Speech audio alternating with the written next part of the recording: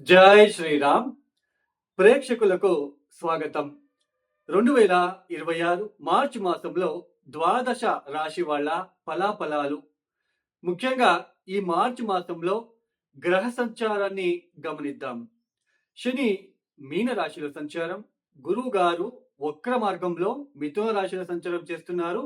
అయితే ఈ మార్చి 11వ తేదీ ఆయన వక్ర త్యాగం చేసి సవ్య మార్గంలో సంచారాన్ని మొదలు పెట్టబోతున్నారు.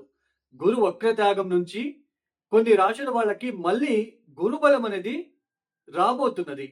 ఇక రాహు కుంభంలో సంచారం, కేతు సింహ రాశిలో సంచారం. ఇక సూర్యుడు మార్చి 15వ తేదీ వరకు కుంభంలో సంచారం, తదుపరి మీన రాశిలో సంచారాన్ని ప్రారంభం చేస్తారు. ఇక కుజుడు ఈ మాసమంతా కూడా కుంభరాశిలో సంచారం చేయబోతున్నారు. ఇక శుక్రుడు మార్చి 2వ తేదీ కుంభరాశి నుంచి మీన రాశిలోకి ప్రవేశిస్తున్నారు. ఇక బుధుడు మార్చి 1వ తేదీ నుంచి మార్చి 21వ తేదీ వరకు బుధుడు వక్రించి వక్ర మార్గంలో కుంభరాశిలో సంచారం చేస్తూ మార్చి 21వ తేదీ వక్రత్యాగం చేస్తున్నారు. ఈ గ్రహ సంచారం వలన ద్వాదశ రాశి వాళ్ళకి ప్రేక్షకులకు చిన్న సజెషన్ అండి, చిన్న విజ్ఞప్తి. మనం గోచార ఫలితాలని చెప్పుకుంటున్నాం. గ్రహాల రాశి మార్పుల వలన ఫలానా రాశి వాళ్ళకి ఫలానా ఫలితాలు అనేది చెప్పుకుంటున్నాం. అయితే ఇక్కడ ముఖ్యంగా గోచారంలో మీరు కొన్ని థంబ్నెయిల్స్ ని చూస్తూ ఉంటారు. ఈ రాశుల వాళ్ళకి గజకేసరి యోగం పట్టబోతుంది. ఈ రాశుల వాళ్ళకి మాలవ యోగం పట్టబోతుంది. ఈ రాశుల వాళ్ళకి ముఖ్యంగా రూచక యోగము, పంచమహాపురుష యోగాలు ఇవి పట్టబోతున్నాయి. బుధాదిత్య యోగం పట్టబోతుంది. లేదా ఈ రాశుల వాళ్ళకి ఈ సంవత్సరం అంతా స్పాయిల్ అయిపోతుంది. ఇలాంటివి మనము చూస్తూ ఉంటాం. గోచారంలో రాశి ఫలితాలు అనేవి కేవలం 30% మాత్రమే తీసుకోవాలి. దీన్ని ఎవరు సోది అనుకోవద్దండి. వాస్తవాన్ని గుర్తించడానికి ప్రయత్నం మాత్రమే చేయండి. జాతకరీత్యా ఉన్న గ్రహ స్థానాలని బట్టి అక్కడ గనక గజకేసరి యోగం ఉంటే గజకేసరి యోగము అందరికీ వర్తించదు. శుక్ర మహాదశ అందరికీ మంచి ఫలితాలు ఇవ్వదు.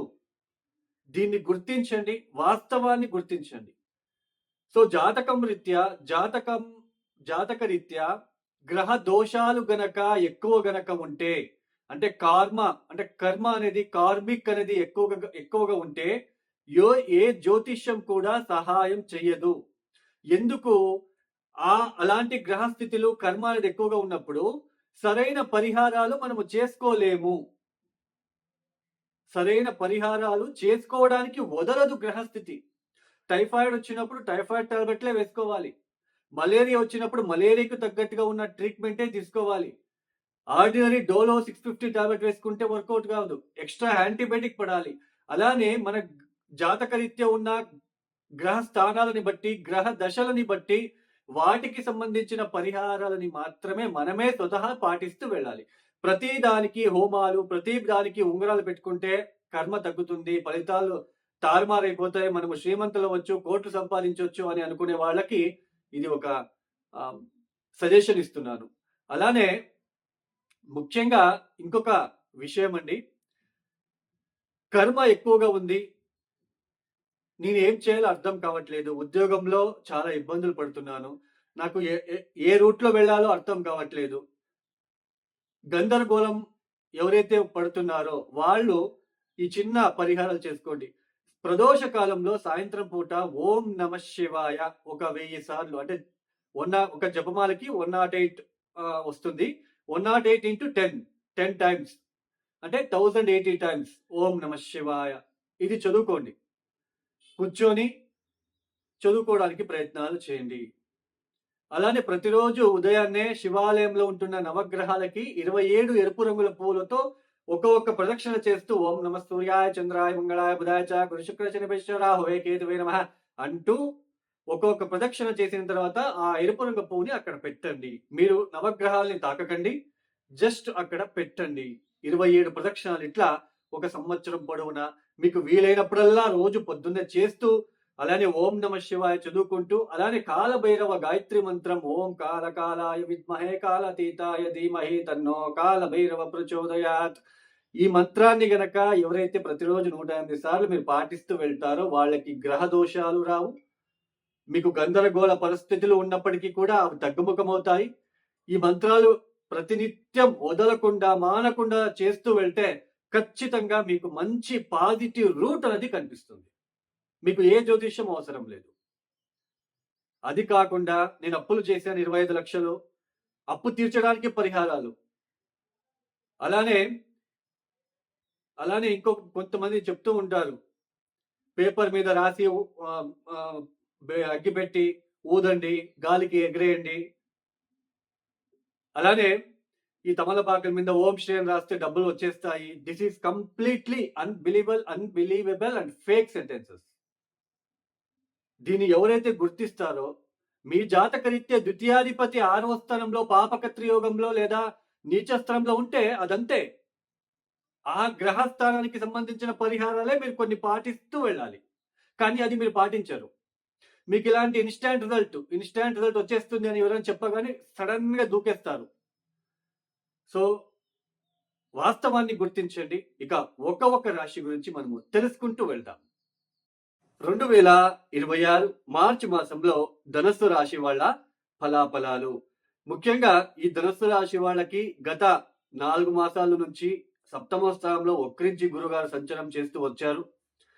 సో దీని వలన భార్య భర్తల వలన ఇబ్బందులు కావచ్చు, భార్య భర్తల విషయాలలో ఇబ్బందులు, ప్రతి పనిలో కూడా ఆత్మవిశ్వాసం తగ్గి, ఆ ఉద్యోగంలో ఇబ్బందులు, ఉద్యోగరీత్యా కావచ్చు, మానసిక ప్రశాంతత తగ్గి, కౌటుంబిక విషయాల ఇబ్బందులు, ఆర్థిక విషయాల ఇబ్బందులు, ఇలా ప్రతి ఒక్క విషయాల్లో కూడా మీరు ఇబ్బందులు పడుతూ వస్తున్నారు. అయితే ఈ మార్చి 11వ తేదీ గురువు గారు వక్రత్యాగం చేస్తున్నారు. ఇక మార్చి 11వ తేదీ నుంచి జూన్ 1వ తేదీ వరకు సంపూర్ణమైన గురుబలం అనేది ఈ ధనుసు రాశి వాళ్ళకి ఉండబోతున్నది. ఈ గురుబలం అనేది తాత్కాలికం మాత్రమే. అంటే ఈ 3 మాసాల్లో అయిపోతుంది, మళ్ళీ గురుబలం వెళ్ళిపోతుంది. ఈ జూన్ నుంచి మళ్ళీ మీకు గురుబలం ఉండదు. సో జాతక రీత్యా ఏదైతే దశాభుక్తులు జరుగుతూ ఉంటాయో అది చాలా ఇంపార్టెంట్. ఇది గోచారంలో వచ్చే ఏదైతే గురుబలము కావచ్చు, శని బలం కావచ్చు, ఇది తాత్కాలికంగా టెంపరవరీ సుఖం అంతే ఇది. బట్ మన జాతక రీత్యా మంచి యోగాలు జరుగుతూ ఉంటే ఈ గురుబలం అవసరం లేదు, శని బలం కూడా అవసరం లేదు. ఏదైనప్పటికీ కూడా ఈ మార్చి 11వ తేదీ నుంచి సప్తమ స్థానంలో వక్రత్యాగం చేస్తున్న గురు వలన మళ్ళీ ఆత్మవిశ్వాసం పెరుగుతుంది. భార్య భర్తల మధ్య ఉన్న ఆ ఇబ్బందులు కొంచెం తొలగడానికి అవకాశాలు ఉంటాయి. ఆర్థిక విషయాలు మెరుగుపడుతుంది. అలానే వ్యాపార క్షేత్రంలో వ్యాపార అభివృద్ధి కోసం చేసే ప్రయత్నాల్లో మీకు సఫలీకృతం వస్తుంది. అలానే పెళ్లి కాని వాళ్ళకి పెళ్లి అయ్యే సూచనలు, అలానే విడిపోయిన భార్య భర్తలు కూడా కలుసుకోవడం లాంటిది. మీ క్లోజ్ రిలేషన్స్ తో, అంటే ఎస్పెషల్లీ భార్య కావచ్చు, భర్త కావచ్చు, వాళ్ళ తరపున ఉన్న బంధువులు కావచ్చు, మీకు ఎవరైనా సన్నిహితంగా ఉన్న ఫ్రెండ్స్ కావచ్చు, క్లోజ్ రిలేషన్స్ కావచ్చు, బంధువులు కావచ్చు, వాళ్ళతో ఉన్న విభేదాలు తగ్గుతాయి. అలానే మంచి ఆత్మవిశ్వాసం పెరుగుతుంది ఈ సమయంలో. సో ఇలాంటి పాజిటివ్ సైన్ అనేది మీకు రాబోతున్నది. ప్రయాణాలు చేస్తారు, ఎక్కువ ప్రయాణాలు చేయవలసిన ప్రమేయం, తీర్థక్షేత్రాల దర్శనాలు, ఇలాంటివన్నీ ఉన్నప్పటికీ కూడా ఈ ఒక మాసంలో మార్చి 1వ తేదీ నుంచి మార్చి 21వ తేదీ వరకు ముఖ్యంగా బుధుడు వక్రించి తృతీయ స్థానంలో సంచారం చేయడము, అలానే కుజారాహుల కలయిక జరగడము, సూర్యరాహులు కూడా కలుస్తున్నారు. మార్చి 15వ తేదీ సూర్యుడు చతుర్థానికి వెళ్ళిపోతాడు. ఇది కొంచెం డిస్టర్బెన్స్ క్రియేట్ చేసే గోచార గ్రహస్థితి. ఏంటి, మార్చి 15వ తేదీ తర్వాత ఎప్పుడైతే చతుర్థ స్థానానికి వెళ్ళిపోతాడో, సూర్యుడు శనితో కలుస్తున్నాడో, ఇక్కడ మీకు మళ్ళీ తల్లితో విభేదాలు, అలానే మానసిక ప్రశాంతత తగ్గడము, ఆ డొమెస్టిక్ లైఫ్ లో కొన్ని ఇబ్బందులు, లేదా ఏదైనా ప్రాపర్టీ రిలేటెడ్ మీరు డిస్ప్యూట్ లేదా లీగల్ ఇష్యూస్ ఫేస్ చేయడానికి కూడా ఛాన్సెస్ అనేది రావడానికి అవకాశం ఉంటుంది. సో మనకి గురుబలం ఉన్నప్పటికీ ఇలాంటి సిచ్యుయేషన్స్ నుంచి తప్పించుకోవడానికి, అంటే ఎలాంటి సిచ్యుయేషన్స్, ఈ చతుర్థ స్థానంలో అర్ధాష్టమ శని, అర్ధాష్టమ సూర్యుడు ఏదైతే తాలూకా గ్రహ సంచారం జరుగుతూ ఉందో, మీరు ఏదైతే ప్రాపర్టీ రిలేటెడ్ ఇష్యూస్ కానీ లీగల్ ఇష్యూస్ కానీ రావడానికి ఛాన్సెస్ ఉంటుందని చెప్పాను. ఇవి వచ్చినప్పటికీ కూడా గురుబలం ఉంటుంది కాబట్టి కొంచెం ఆత్మవిశ్వాసం కోల్పోకుండా, ఆత్మస్థైర్యము, ధైర్యము మీకు తగ్గకుండా చూసుకోవడానికి ఈ గురుబలము సహాయం చేస్తుంది. అలాంటి సిచ్యుయేషన్ వచ్చినప్పుడు కొంతమంది అంటే బాగా కుంగిపోతారు, బాగా భయపడుతూ ఉంటారు. ఆత్మవిశ్వాసం తగ్గిపోతుంది. ఇలాంటి సిట్యుయేషన్ ఏదైనా లీగల్ ఇష్యూస్ రావగానే, లేకపోతే లేదు అంటే ఏదైనా నష్టం జరగగానే కొంచెం మానసికంగా ఇబ్బంది పడుతూ ఉంటారు. బట్ ఇక్కడ గురుబలం ఉంది కాబట్టి అలాంటివేమి జరగవు. సో, మీరు దాన్ని ఫేస్ చేస్తారు. దాన్ని ఫేస్ చేసి విన్ అవ్వడానికి ప్రయత్నాలు చేస్తారు. సో, ఇలాంటివండి. అలానే తృతీయ స్థానంలో కుజ రాహుల కలయిక ఉంది కాబట్టి సోదరులకి ఇది మంచిది గాదు. మావయ్యకి మంచిది గాదు. వాళ్ళతో ఏదైనా ఇబ్బందులు తరచుగా రావడము, ఇలాంటివి కూడా జరగడానికి ఛాన్సెస్ ఉంటుంది. తల్లిగారి ఆరోగ్యం విషయంలో, తమ్ముళ్ళతో, అక్కా చెల్లెలతో, అలానే తండ్రి గారి ఆరోగ్యం విషయంలో జాగ్రత్తలు తీసుకోండి.